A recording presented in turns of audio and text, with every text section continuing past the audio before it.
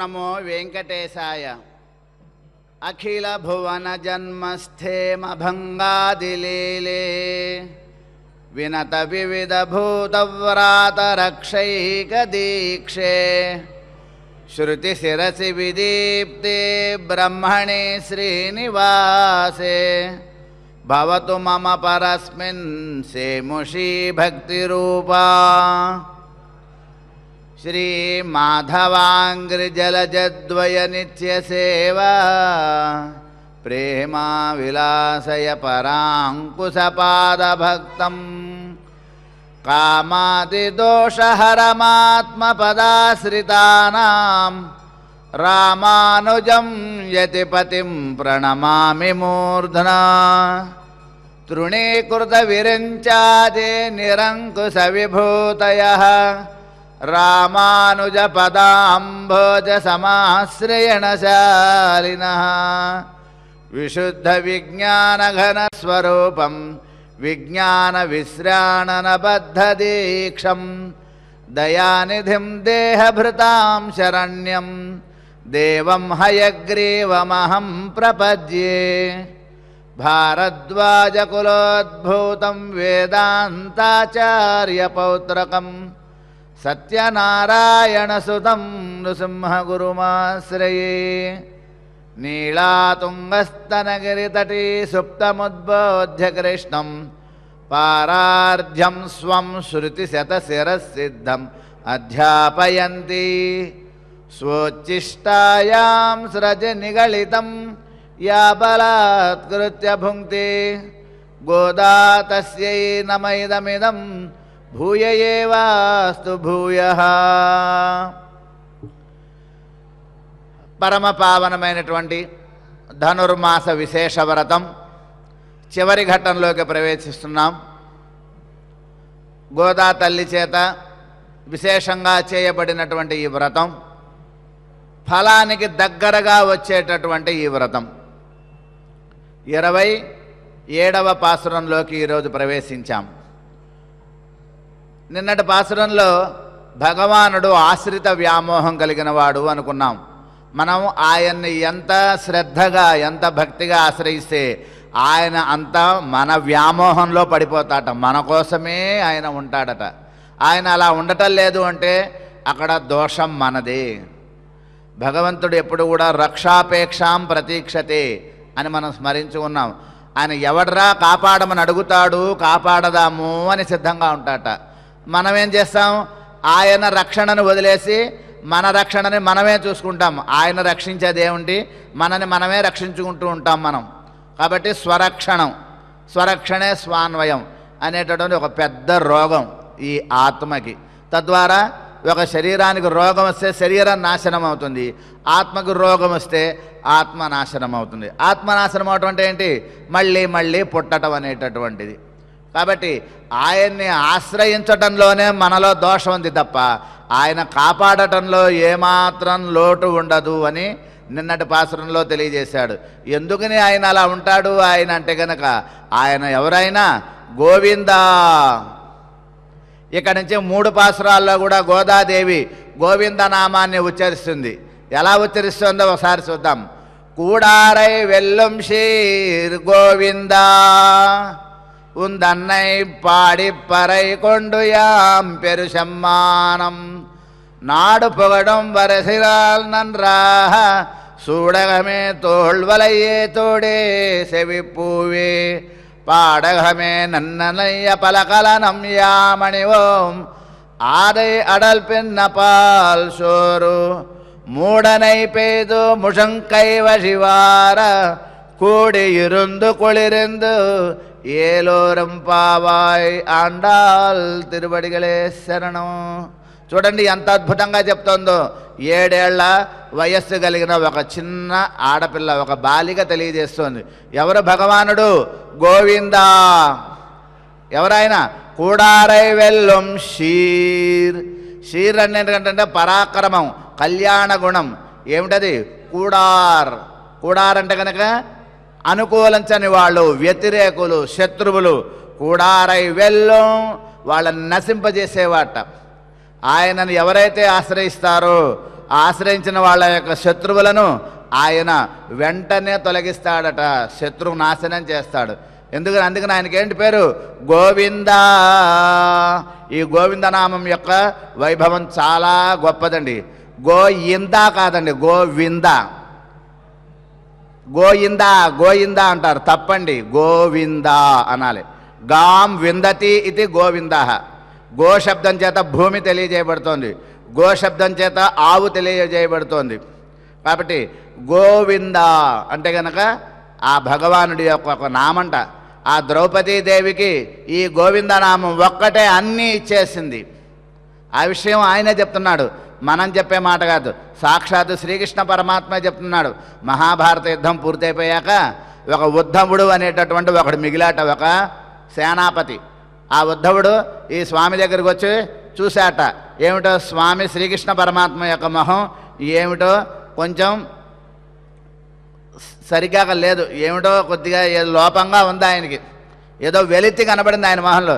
ఏం స్వామి, నువ్వు అనుకున్నట్టు అంతా చేసావు కదా, మొత్తం కౌరవులందరినీ నాశనం చేసి భీష్మాదులను కూడా నశింపజేసి పాండవులకు రాజ్యాన్ని ఇచ్చావు కదా, అన్నీ చేసావు కదా, ఇంకేంటి నీకేమిటి లోపం, నువ్వేమిటి ఇంకా ఏంటో సాధించలేని వాళ్ళగా అలా ఉన్నావు ఏమిటి స్వామి అని అడిగితే, ఏం చేయమంటావు ఉద్ధవ, అన్నీ చేశాను కానీ నేను చేశానా? నేనేం చేయలేదు, ఇంతకీ నా యొక్క ప్రమేయమే లేదు ఈ మొత్తం చేయటంలో. మరి ఏం చేసింది? గోవిందేతి యథాకరంద కృష్ణామాహం దూరవాసినాం. గోవింద అనేటటువంటి ఒక నామంతో యథా ఆకరంద పిలిచినది ఎవరు? హృదయాన్నాపసర్పతి. నా హృదయం ఇప్పటికీ ఇంకా ఏదో లోపంతోనే కొట్టుకుంటోంది, నేనేమి చెయ్యలేదు. ఆ గోవింద అనేటటువంటి నామమే అంతా చేసింది. ఎవరు పిలిచారు? ద్రౌపది పిలిచింది. ఏమని పిలిచింది? తన యొక్క మాన రక్షణ కోసం ఆ వస్త్రాన్ని గట్టిగా పట్టుకుంది. ఎంత పట్టుకున్నా తన వల్ల కాకపోతే చివరికి ఆ వస్త్రాన్ని కూడా వదిలేసి తన యొక్క మానాన్ని కూడా వదిలేసుకుని, అభిమానాన్ని వదిలేసుకుని 2 చేతులు పైకెత్తింది. పైకెత్తి గోవిందా అని అడిగింది. శంఖచక్ర గదాపాణి ద్వారకానలయ అచ్యుత గోవింద అని చెప్పింది. రక్షమాం శరణాగతాం. ఇక నాకు ఏ దిక్కు లేదు, ఏదై జరిగితే అదే జరిగింది, ఇంకా నా యొక్క రక్షణ నేను చేసుకోలేను అని గోవిందనామాన్ని స్మరించింది. చూశావా ఉద్ధవ? ఆ గోవిందనామమే ఆ ద్రౌపదికి అన్నీ చేసేసింది. నేనేం చేయలే, ఇంకా నా ప్రమేయం లేదు, నా యొక్క ఆ ఇంటిమసి, నా యొక్క శ్రద్ధ లేకుండా ఆ నామం చేసింది అన్నాడట. అంతటి పరాక్రమమైనటువంటి, అంతటి విశేషమైనటువంటి గోవింద నామం. గోవింద గుర్తుపెట్టుకోవాలి, గోవింద పదం, గోయిందా కాదు. కాబట్టి ఆ గోవిందనామం యొక్క గొప్పతనం ఈ పాసురంలో మనకి గోదా తల్లి తెలియజేస్తుంది. కూడారై వెల్లం షీర్ గోవింద. అసలు ఈ ఒక్క వాక్యాన్ని మనం ఎన్ని గంటల సేపనా స్మరించుకోవచ్చు అంటారు పూర్వాచార్యులు. 26 పేజీల వ్యాఖ్య రాశారు ఈ ఒక్క వాక్యానికి, గోవింద అనేటువంటి పదానికి. కాబట్టి ఆ కూడారై వెల్లం శత్రువులు, మనం ఎప్పుడైతే గోవిందనామాన్ని మనం స్మరిస్తామో మన యొక్క శత్రువులు, మనకి శత్రువులు అంటే మనుషులు అనుకుంటాం, కాదండి, మనలోనే 6 శత్రువులు ఉన్నారు. 6 శత్రువులు ఉన్నారు మన వెనకాలే రెడీగా కత్తి పట్టుకుని ఎప్పుడు అవకాశం దొరుకుందా పొడి చేద్దామన్నట్లుగా. ఎవరా శత్రువులు తెలుసా? మొట్టమొదటిది స్వరక్షణే స్వాన్వయం. నన్ను నేను రక్షించుకోగలను, స్వాత్మాభిమానం, నాకు ఆత్మజ్ఞానం, అహంకారం, నేను నాది అనేటటువంటి అహంకారం మొట్టమొదటిది. తర్వాత స్వరక్షణే స్వాన్వయం. తర్వాత అబంధు సంగమం, బంధువులు కాని వాళ్ళని బంధువులు అనుకుంటాంట. శరీర బంధువులు అంటే బంధువులు కాదుట, మనకి ఆత్మజ్ఞానాన్ని కలిగించేటటువంటి వాళ్ళే నిజమైన బంధువులు. ఈ శారీరక బంధువులని పాముల వలె చూడాలి అంటారు పూర్వాచార్యులు. ఎవరైతే భగవత్ స్మరణ చేస్తుంటారో, భగవానుని స్మరణ నిత్యం భగవద్భక్తితో ఉంటారో వాళ్ళే మన అసలైన బంధువులట, వాళ్ళే భగవద్ బంధువులట. కాబట్టి అబంధు సంగమం. అన్యశేషత్వం, భగవంతుడు ఎవరో తెలియకుండా ఎవరు పడితే వాళ్ళ వెనకాల పడి వీడే దేవుడు వీడే దేవుడు అని వెంటబడటం, భగవతత్వం తెలుసుకోకుండా. భగవద్గీత జ్ఞానం కనుక లేకపోతే మనకి భగవంతుడు ఎవరో తెలియదు, మన బుద్ధికి తోచిన వాడే మనం భగవంతుడిని పరిగెత్తుతుంటాం. కాబట్టి దేవతాంతర భజనం అంటారు, ఇది కూడా ఒక భయంకరమైనటువంటి శత్రువుట. కాబట్టి అన్యశేషత్వం, ఇతరులకు దాస్యం చేయటం అన్యశేషత్వం. తర్వాత అబంధు సంగమం, విషయ చాపల్యం. విషయ చాపల్యం అంటే శబ్దస్పర్శ రూపాది విషయాలలో పడి కొట్టుకుంటూ ఉంటాం. నోటితో చేసే పాపాలు, కళ్ళతో చేసే పాపాలు, చేతులతో చేసే పాపాలు, బుద్ధితో చేసే పాపాలు, కాళ్ళతో చేసే పాపాలు, శరీరంతో చేసే పాపాలు, చెవులతో చేసే పాపాలు, ఇట్లా ఈ మనకిచ్చినటువంటి ఈ 10 ఇంద్రియాలతో చేసే పాపాలు ఇవన్నీ కూడా విషయ చాపల్యం అంటారు దాన్ని. ఇవి అండి అసలు శత్రువులంటే.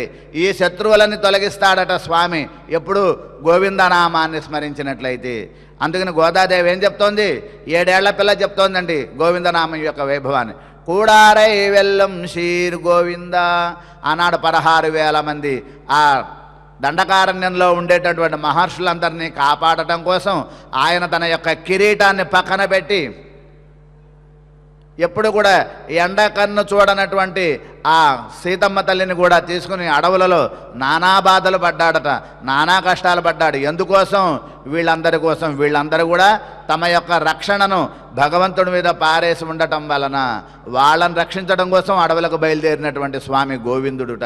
అంతటి వైభవం గల అది కూడారై అంటే అటువంటి వాళ్లను కాపాడటం కోసం, వాళ్లను ఆశ్రయించి వాళ్లను రక్షించడం కోసమే ఆయన ఈ కష్టాలు పడ్డాడట. ఇద్దరికి కిరీటం పెట్టడం కోసం తన కిరీటాన్ని పక్కన పెట్టుకున్నాడు. చూశారా? ఇది స్వామి యొక్క వైభవం అంటున్నారు. ఒకళ్ళు విభీషణుడు, ఇంకొకళ్ళు సుగ్రీవుడు. కాబట్టి ఆ రకంగా ఆయన చేసినటువంటి లీల అంటున్నారు. ఉందన్నై పాడి పరై కొండు యాం పేరు సమ్మానం. ఏమిటి ఇక్కడ ప్రధాన విషయం? నాకేం అక్కర్లేదు స్వామి, నీతో ఆడి పాడి గంతులెయ్యాలి, ఇంకేం అక్కర్లే, నీ నామానుసంధానం చాలు. మనకి స్వామివారి దర్శనం సరిగ్గా జరగకపోయినా బాధపడక్కర్లా. హాయిగా ఈ మండపంలో కూర్చుని గోవిందనామాలు చదువుకోండి, ఆయన మీ పక్కనే కూర్చుని ఉంటాడు. కాబట్టి ఉందన్నై పాడే పరైకొండు. పరై ప్రయోజనం ఏమిటి? వ్రతానికి ప్రయోజనం నీ యొక్క నామానుసంధానం చేయటమే.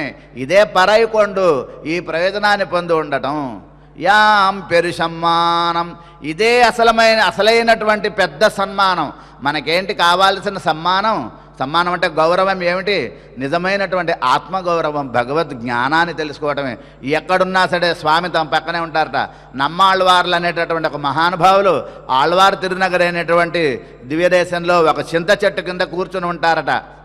ఆయన దగ్గరికి ఈ భూమండలంలో ఉండేటటువంటి అన్ని క్షేత్రాలలో ఉండే మూలవరులందరూ కూడా అక్కడ వెళ్ళి ఆ చింత చెట్టుకి చింతకాయలు ఉంటాయట, ఆ చింతకాయలు పట్టుకుని వేళ్లాడుతూ ఉంటారట.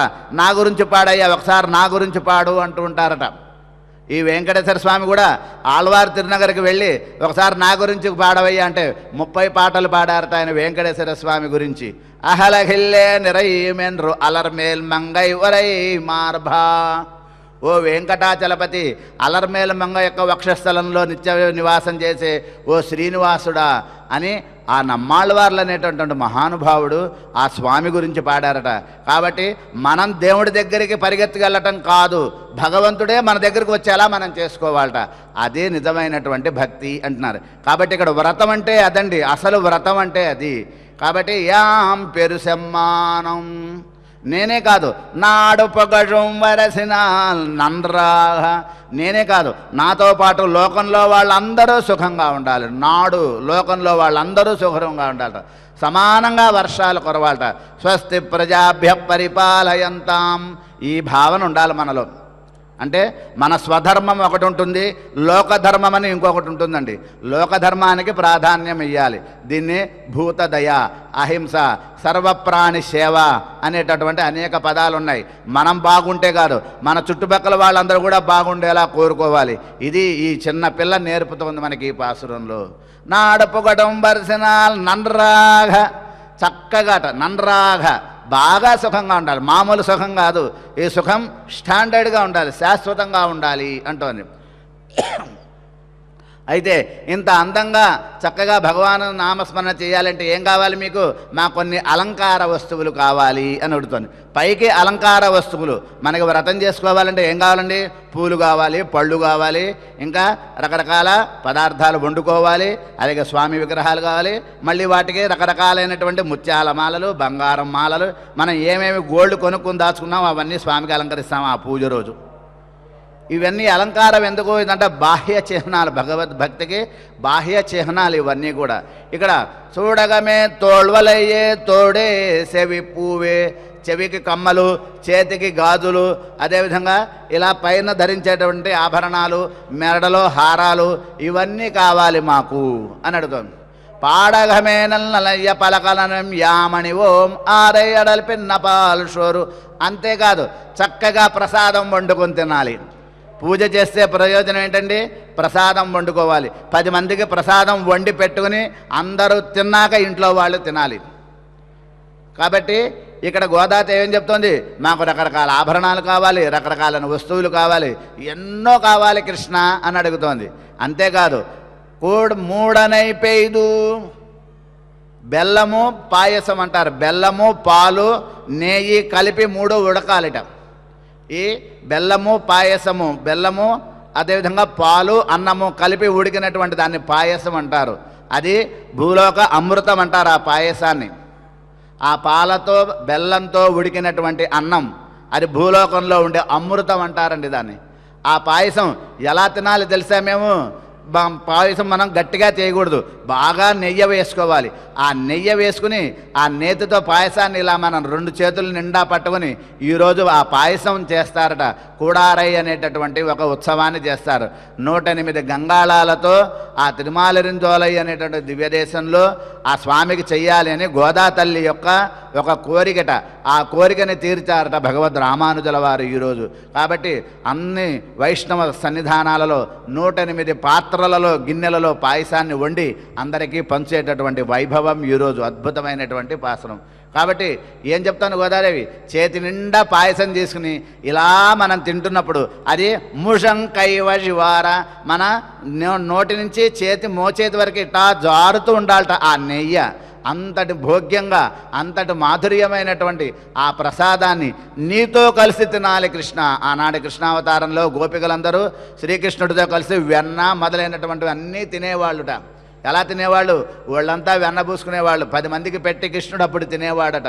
ఆ రకమైనటువంటి ఆ వైభవాన్ని ఎట్టా అనుభవించాడో ఈ కలియుగంలో గోదా తల్లి ఈ పాసురంలో ఆ రకంగా నీతో కలిసి భాగవతులు భక్తులు అందరితో కూడి చక్కగా ఆ పాయసాన్ని చేసుకుని మోచేతి నుంచి అలా కారుతూ ఉండేటటువంటి ఆ సౌందర్యాన్ని అనుభవిస్తూ ఈ నీ యొక్క కళ్యాణ గుణాన్ని స్మరణ చేసుకోవాలి. అయితే ఇక్కడ చెవులకి ఆభరణాలు, మెళ్ళో ఆభరణాలు మొదలని చెప్పుకున్నాం కదా, అవన్నీ కూడా మనకు కనబడే బాహ్య ఆభరణాలు. ఎవరైనా ఎత్తుకుపోయేటటువంటి ఆభరణాలు, ఎవరు ఎత్తుకుపోలేనటువంటి ఆభరణాలు భగవద్ వైభవం కలిగినవి అని మనకి విశేషంగా ఈ పాసంలో తెలియజేస్తున్నారు అంటున్నారు. అంత అద్భుతమైనటువంటిది. ఇక మనకి నిత్యానుసంధానమైనటువంటి ఈ బ్రహ్మాండ పురాణంలో నిన్న కాల వైభవాన్ని గురించి మనం చెప్పుకుంటున్నామన్నాం. ఈ కాలం ప్రధానంగా 5 రకాలుగా ఉంది అనుకున్నాం. వత్సరము, పరివత్సరము, యద్వత్సరము, అనువత్సరము, ఇడావత్సరము అని 5 రకాలని చెప్పుకున్నాం. అందులో మనం వత్సరం గురించినటువంటి విషయాన్ని మనం తెలుసుకున్నాం. ఈ కాలానికి మూలాధారభూతం ఎవరో తెలుసా? భగవానుడైనటువంటి సూర్యుడుటండి. సూర్య భగవానుని కారణంగానే ఈ కాలం గమనం జరుగుతోంది. ఈ కాలంలో ఋతువులు, రోజులు, పక్షములు, అయనములు, సంవత్సరములు జరుగుతున్నాయి, ఏర్పడుతున్నాయంటే కారణం సూర్య భగవానుడే అంటున్నారు. యోని సప్రవిభాగానాం దివసానాంచ భాస్కర. కాబట్టి మనం కాలగణనని మన శక్తి కొలది మనం ఏర్పరచుకున్నామంతే. అంతేగాని కాలం అనంతమైనటువంటిది. కాలో అనాది అనంతః అని మనకి గ్రంథాలలో, శాస్త్ర గ్రంథాలలో తెలియజేస్తారు మనకి. అంతేకాదుట కాల లక్షణం ఏమిటి అంటే అజస్రక్షణ పరిణామి. అజస్రం ఎల్లప్పుడూ ప్రతి క్షణం మారుతూ ఉంటుందండి. మనకి ఆంగ్ల భాషలో సెకను అనేటువంటి విషయం వరకే, సెకండ్ వరకే మనకి తెలియజేశారు.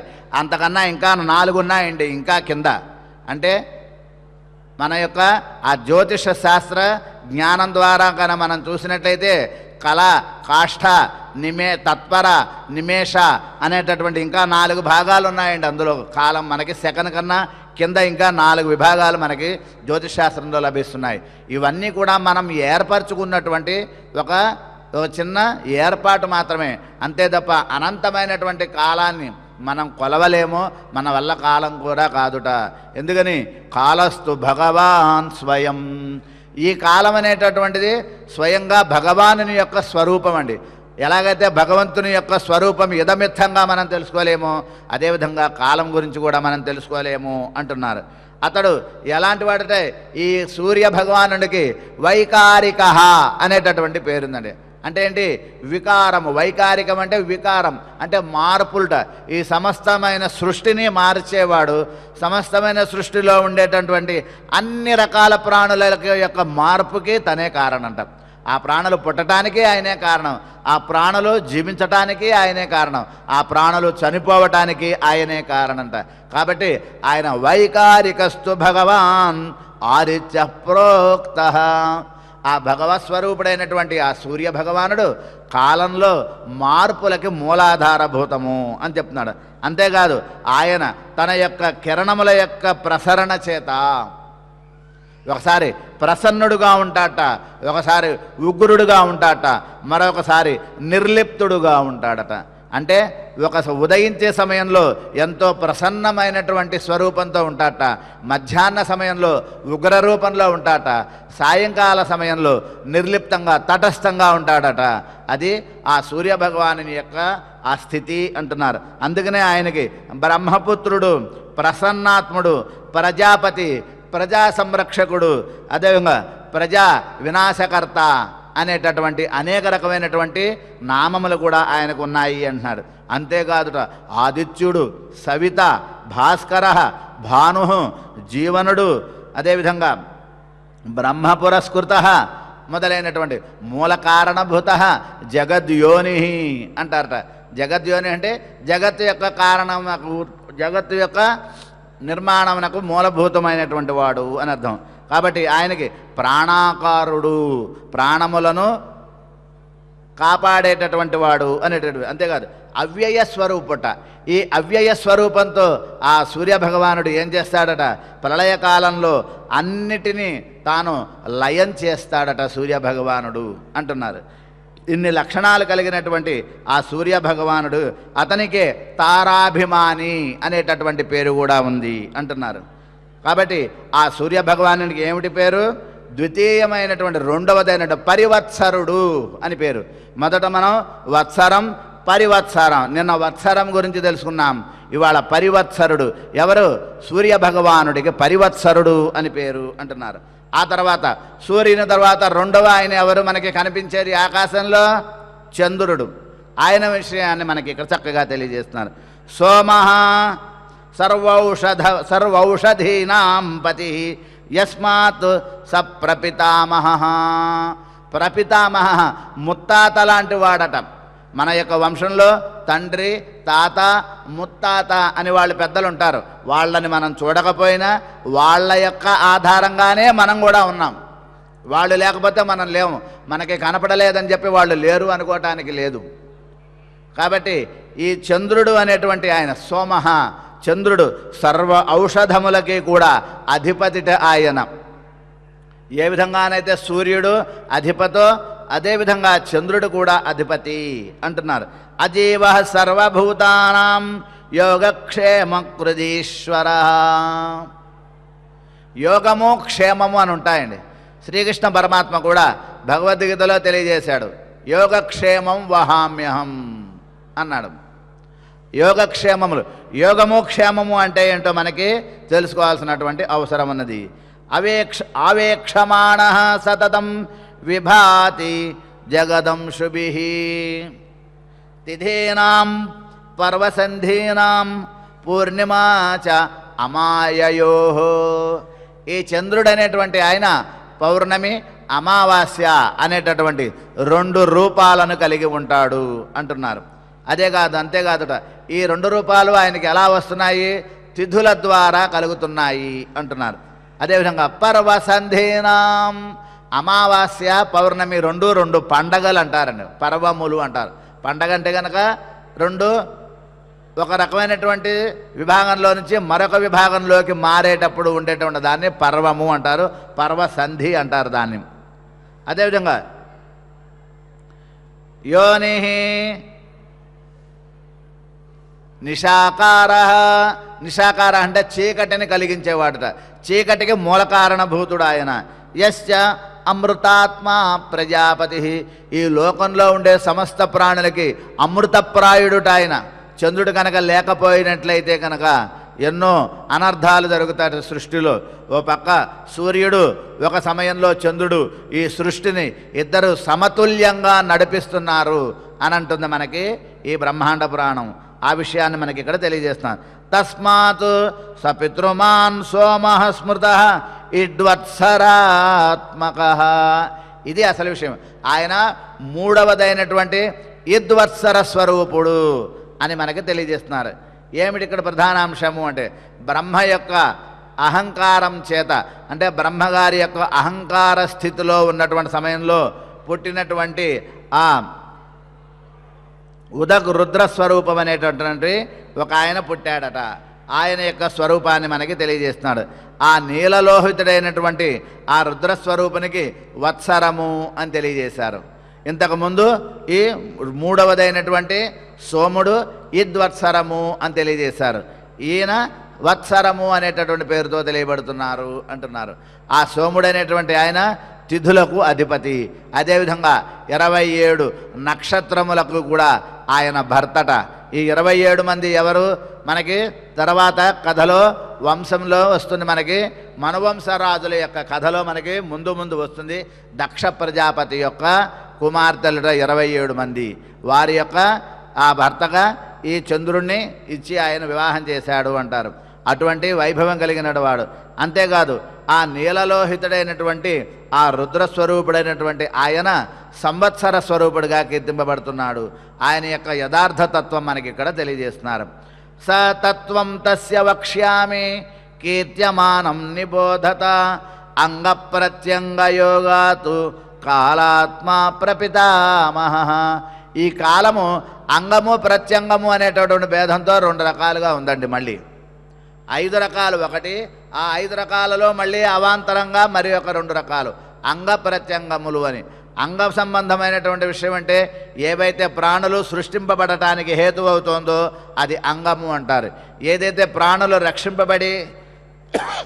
రక్షింపబడి అదేవిధంగా సంహరింపబడుతోందో, ఎందుకంటే ఒక ప్రాణి ఉత్పన్నమైతే మరొక ప్రాణి నశించాల్సిందే.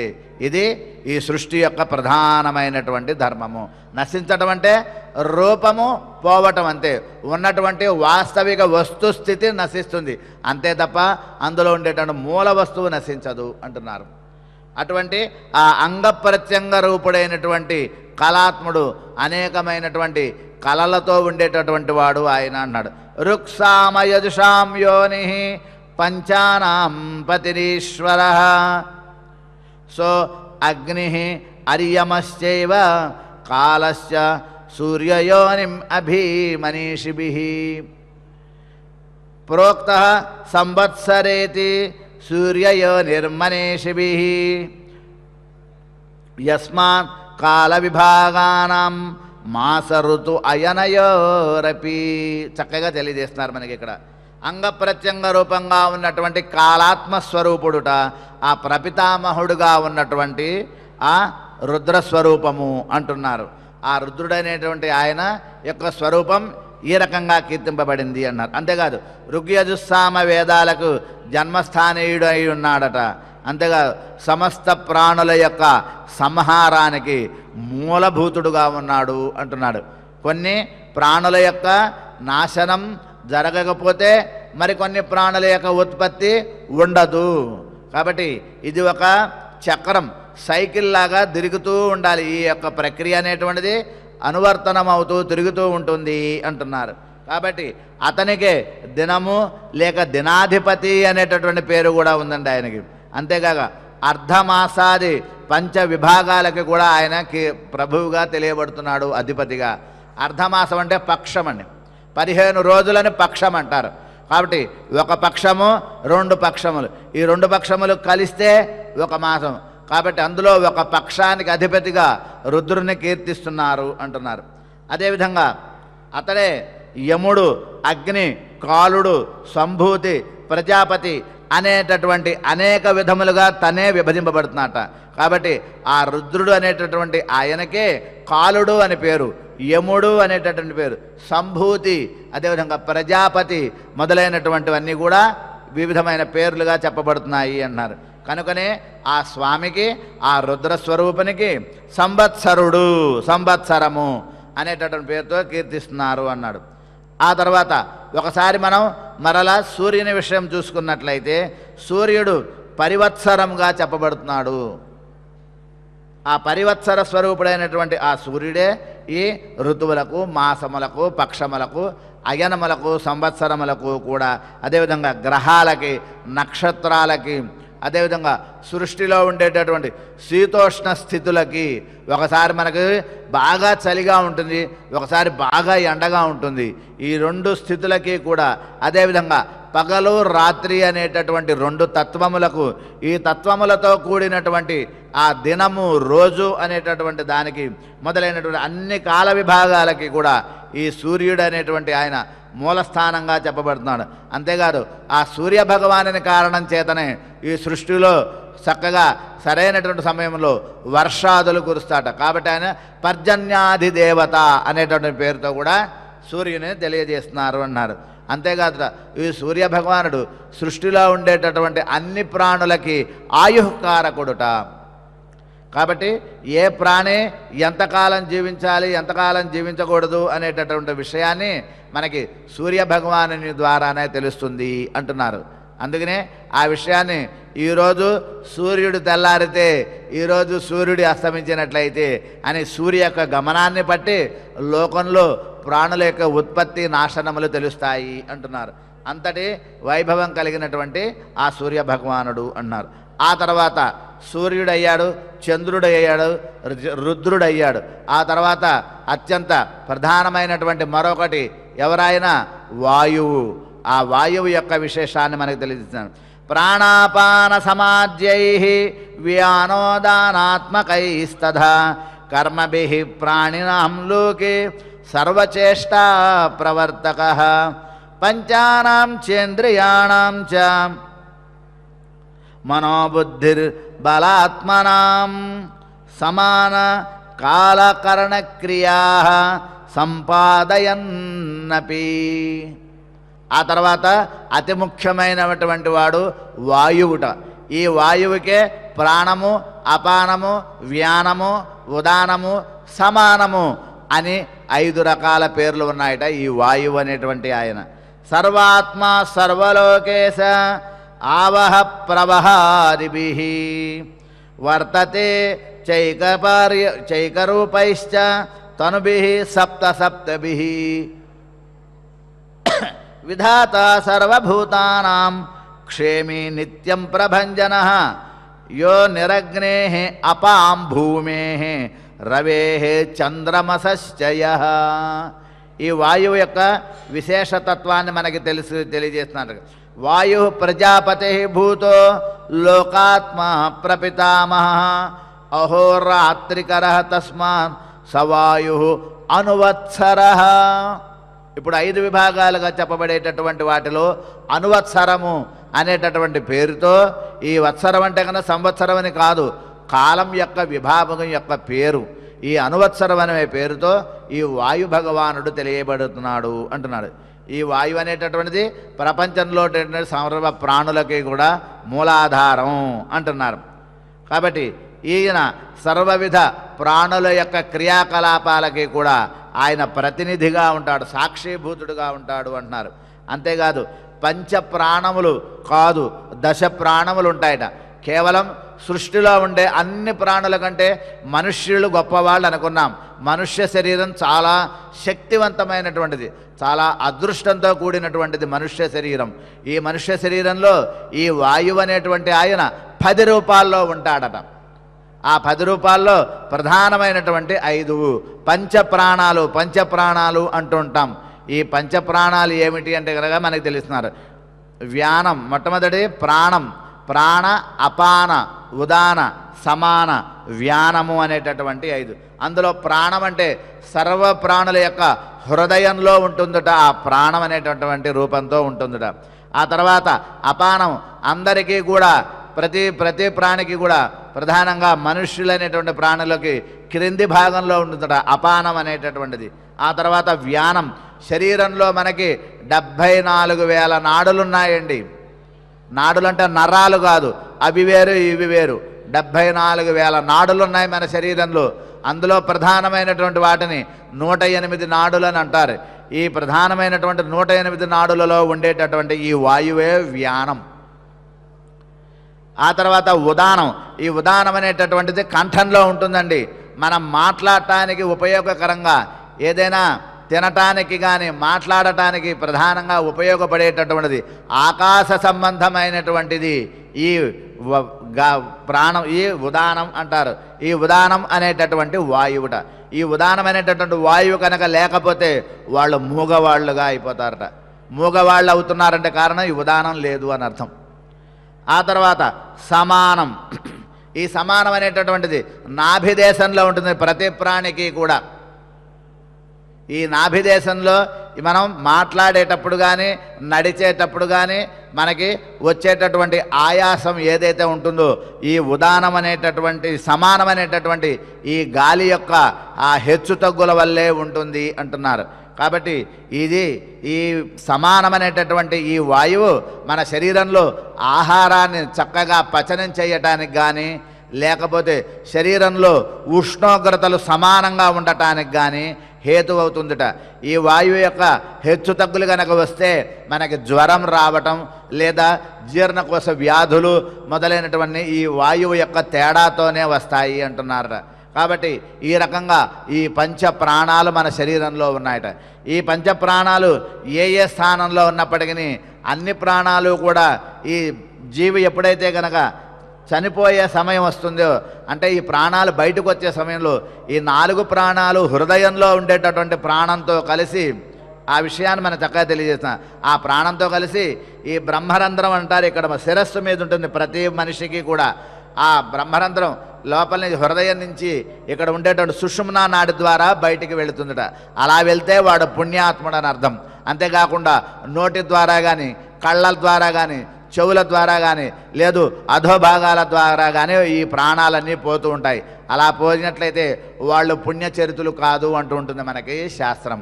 కాబట్టి ఈ విషయం ధర్మశాస్త్రంలో మనకు తెలియబడుతోంది అన్నారు. ఇంతేకాకుండా నాగర, కృకర, వేసర, ధనంజయ అనేటటువంటి పేరుతో మరికొన్ని వాయువులు ఉన్నాయండి శరీరంలో. ఈ వాయువులు శరీరంలో ఉండేటటువంటి మనకి రక్తము, మలము, చీము, నెత్తురు మొదలైనటువంటి వాటన్నిటినీ సక్రమంగా వాటిని నియమింపజేస్తూ ఉంటాయట. శరీరం ఏర్పడటంలో, శరీరం చక్కగా ఎదగటంలో కొంతమందికి కాళ్ళు సరిగ్గా ఉండవు, కొంతమందికి చేతులు సరిగ్గా ఉండవు, కొంతమందికి శరీరంలో కొన్ని భాగాలు సరిగ్గా ఏర్పడవు. కారణం ఈ వాయువుల యొక్క తేడా వల్లనే అంటున్నారు. కాబట్టి తల్లి గర్భంలో ఉన్నటువంటి ఆ బిడ్డ ఈ దశవాయువులతో జాగ్రత్తగా పెరుగుతూ ఉంటుందిట. అందుకని ఆ తల్లి సమస్తమైనటువంటి చక్కనైనటువంటి పోషక ఆహారాలు తింటూ దైవభక్తిగా ఎంతో జాగ్రత్తగా నిదానంగా శ్రద్ధగా ఉండాలిట ఆ బిడ్డని లోపల గర్భంలో మోసేటప్పుడు అనేటటువంటి రహస్యం ఈ 10 వాయువులు ద్వారా తెలుస్తోంది. కాబట్టి ఈ 10 వాయువుల యొక్క హెచ్చుతగ్గులు కానీ లేదా ఏదైనా ఇబ్బందులు కానీ కలిగినట్లయితే ఆ మనిషి యొక్క శరీరం, ఆ మనిషి యొక్క మనస్సు, ఆ మనిషి యొక్క బుద్ధి వాటిలో మార్పులు తెలుస్తాయి అంటున్నారు. అంతటి ప్రధానమైనటువంటి వాడుట ఈ వాయువు. అంతేకాదు ఈ వాయువుకి ఆవహము, ప్రవహము అని 2 లక్షణాలు ఉన్నాయండి. అంటే లోపలికి వెళ్ళటం, బయటికి వెళ్ళటం. అది ప్రధానంగా ఈ నాసిక ద్వారా తెలుస్తుంటారు. ఆవహ ప్రవహం, ఉచ్ఛ్వాస నిశ్వాసములు అంటారు. కాబట్టి ఈ ఉచ్ఛ్వాస నిశ్వాసములు అనేటటువంటి ద్వారా ఈ వాయువు యొక్క శక్తి శరీరంలో తెలియబడుతుంది అంటున్నారు. అంతేకాదు ఈ వాయువు కనుక శరీరంలో మనం జాగ్రత్తగా నియమించినట్లయితే యోగశక్తి మనకి లభిస్తుందట. ప్రతి మనిషి శరీరంలో కూడా అతీంద్రియ శక్తులను సాధించే ఆ మొత్తం వ్యవస్థ అంతా ఉన్నది. మనకి క్రింది స్థానం నుంచి శిరస్సు వరకు కూడా మొత్తం 6 సహస్రార చక్రములు, 6 చక్రాలు ఉంటాయి. మూలాధారం, స్వాధిష్టానం, అనాహతం, పూరకం మొదలైనటువంటి కొన్ని రకాల చక్రాలు ఉన్నాయి. ఇవన్నీ కూడా ఈ వాయువును బంధించడం చేత, ఆ వాయువు యొక్క శక్తి చేత శరీరంలో ప్రాణాయామ శక్తి ద్వారా ఈ శరీరాన్ని ఉత్తేజం చేస్తాయి. కారణం ఈ పంచవాయువులు అని తెలియజేస్తున్నారు. అంతటి విశిష్టమైన శక్తి వాయువుకు ఉన్నది. తద్వారా యోగ జ్ఞానాన్ని పొంది ఆత్మజ్ఞానాన్ని, తద్వారా భగవద్ జ్ఞానాన్ని పొందే అవకాశం ఉంది అంటున్నారు. అంతటి విశేషం కలిగినటువంటి వాయువుట. ఈ వాయువు యొక్క లక్షణంగా మనకి 3 రకాలుగా ఉంటుందట వాయువు యొక్క స్వరూపం. మొట్టమొదటిది విశిష్ట స్పర్శవత్వే సతి రూపశూన్యత్వం. ఆ తర్వాత తచ్చేషభూత శరీరేషు స్పర్శనేకేంద్రియ గ్రాహ్యత్వం అనేటటువంటి మరొక లక్షణం. అంతేకాకుండా అనుష్ణాశ్వేతవర్షత్వే సతి రూపవత్వం అని 3 లక్షణాలున్నాయి ఈ వాయువుకుట. దాని గురించినటువంటి అంశాన్ని మరలా మనం మరొక విషయంలో మనం చక్కగా స్మరించుకుందాం. ఈనాడు ఈ బ్రహ్మాండ పురాణంలో ఎన్నెన్ని గొప్ప గొప్ప విషయాలు ఉన్నాయో, అదేవిధంగా ఎన్నో గొప్ప గొప్ప స్తోత్రాలు ఉన్నాయి, అమ్మవారి విషయాలు ఉన్నాయి, అదేవిధంగా శ్రీ మహావిష్ణువు యొక్క విషయం ఉన్నది, అదేవిధంగా పరమశివుని యొక్క రకరకాలైనటువంటి స్తోత్రాలు ఉన్నాయి. శ్రీ మహావిష్ణువు, చతుర్ముఖ బ్రహ్మ, అదేవిధంగా పరశురాముడు, అదేవిధంగా నారద మహర్షి, మరికొంతమంది గొప్ప గొప్ప మునుల చేత ఆ పరమేశ్వరుని స్తుతించినటువంటి ఆ శివస్తోత్రాలు కూడా అద్భుతంగా ఉన్నాయి. వాటిలో అందులో కన్నా అమ్మవారి యొక్క స్తోత్రాలు కూడా ఉన్నాయి. ఆ లలితాదేవి, మహాలక్ష్మి, అదేవిధంగా వారాహి, శ్యామలాదేవి, పార్వతి, ఉమా, లలిత మొదలైనటువంటి విభిన్న నామాలతో ప్రకాశించేటటువంటి అమ్మవారి యొక్క అనేక స్తోత్రాలు, కవచాలు మనకు ముందు ముందు వస్తూ ఉంటాయి. వాటి గురించి మనం తెలుసుకుంటాం. ఇందులో ప్రధానంగా బ్రహ్మాండ పురాణంలో ఉన్నటువంటి ఒక శ్యామలాదేవి యొక్క స్తోత్రాన్ని మనం ఒకసారి స్మరించుకుందాం. అథా శ్రీ బ్రహ్మాండ పురాణే ఉత్తర భాగే దేవకృత శ్రీ శ్యామలాదేవి షోడశనామ స్తోత్రం సంగీతయోగిని శ్యామా శ్యామలా మంత్రనాయికా మంత్రిణీ సచివేసి చ ప్రధానేసి సుఖప్రియా వీణావతి వైణకీ చ ముద్రిణీ ప్రియకప్రియా నీప ప్రియా కదంబేసి కదంబ వనవాసిని సదా మదాశనామాని షోడశైతాని కుంభజ ఏతైర్యః సచివేశాని సకృస్తౌతి శరీరవాన్ తస్య త్రైలోక్యమఖిలం హస్తే అష్టత్య సంశయం ఇది శ్రీ బ్రహ్మాండ పురాణే ఉత్తర భాగే సప్తదశోధ్యాయే దేవకృత శ్రీ శ్యామలాదేవి షోడశనామ స్తోత్రం అథ శ్రీ బ్రహ్మాండ పురాణే ఉత్తర భాగే దేవకృత శ్రీ లలితాదేవి పంచవింశతి నామ స్తోత్రం పంచవింశతి అంటే 25. లలితా అమ్మవారి యొక్క 25 నామముల యొక్క వైభవాన్ని మనకి ఈ స్తోత్రంలో తెలియజేస్తున్నారు. సింహాసనా శ్రీలలిత మహారాజ్ఞీ పరాంకుశ చాపిని త్రిపురా చైవ మహాత్రిపుర సుందరి సుందరి చక్రనాథ చ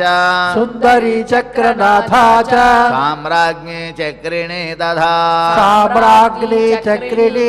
చక్రేశ్వరీ మహాదేవి చక్రేశ్వరి మహాదేవి కామేశ్వరి పరమేశ్వరి కామేశ్వరి పరమేశ్వరి కామరాజ ప్రియా కామ కామరాజ ప్రియా కామ కోటిగా చక్రవర్తిని కోటిగా చక్రవర్తిని మహావిద్యా శివానంగా మహావిద్యా శివానంగా వల్లభ సర్వపాటల వల్లభ సర్వపాటల కులనాథామ్నాయ నాథ కులనాథాంనాయ నాథ సర్వామ్నాయ నివాసిని సర్వాంనాయ నివాసిని శృంగార నాయికాయేతి శృంగార నాయికాయేతి పంచవింశతి నామభిః పంచవింశతి నామభిః స్తువంతి ఏ మహాభాగాం స్తువంతి ఏ మహాభాగాం లలితాం పరమేశ్వరీ లలితాం పరమేశ్వరీ తే ప్రాప్నువంతి సౌభాగ్యం తే ప్రాప్నోతి సౌభాగ్యం అష్టాసిద్ధిర్మహద్యశః అష్టాసిద్ధిర్మహద్యశః ఇది శ్రీ బ్రహ్మాండ పురాణే ఇది శ్రీ బ్రహ్మాండ పురాణే ఉత్తరభాగే ఉత్తరభాగే అష్టాదశోధ్యాయే అష్టాదశోధ్యాయే దేవకృత దేవకృత శ్రీ లలితాదేవి శ్రీ లలితాదేవి పంచవింశతి నామ స్తోత్రం పంచవింశతి నామ స్తోత్రం అధక్షమా ప్రార్థనా యదక్షర పద భ్రష్టం మాత్రాహీనం చ యద్భవేత్ తత్సర్వం క్షమ్యతాం దేవ నారాయణ నమోస్తుతే అథ భగవత్ సమర్పణం కాయేన వాచా మనసేంద్రియైర్వా బుద్ధ్యాత్మనా వా ప్రకృతే స్వభావాత్ కరోమి యద్యత్ సకలం పరస్మై నారాయణాయేతి సమర్పయామి అథ మంగళం శ్రియకాంతాయ కళ్యాణ నిధయే నిధయేతినాం శ్రీ వెంకట నివాసాయ శ్రీనివాసాయ మంగళం. ఓం నమో వెంకటేశాయ.